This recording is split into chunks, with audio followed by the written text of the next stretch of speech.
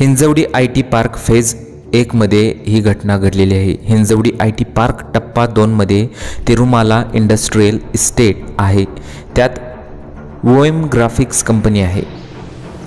त्यातील पहिल्या शिफ्टसाठी चालकासह 14 कर्मचारी कंपनीच्या टेम्पो ट्रॅव्हल बसमधून जात होते।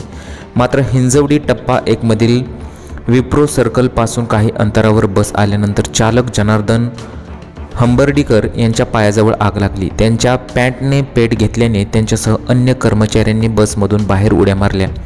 मात्र आग व धुरामुळे आणि बसचा मागील दरवाजा उघडता न आल्याने 4 कर्मचाऱ्यांना बाहेर पडता आले नाही आणि त्यांचा आगीत होरपळून मृत्यू झाला।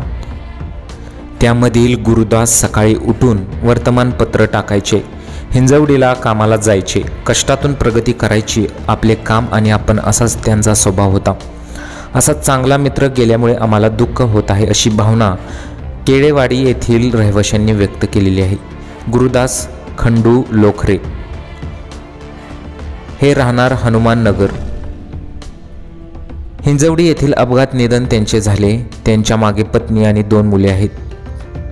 गुरुदास यांच्या पत्नी घरकाम करून कुटुंबाच्या उत्पन्नात भर कशी पडेल व मुलांना चांगले शिक्षण कसे देता येईल यासाठी अहोरात्र कष्ट करत होते।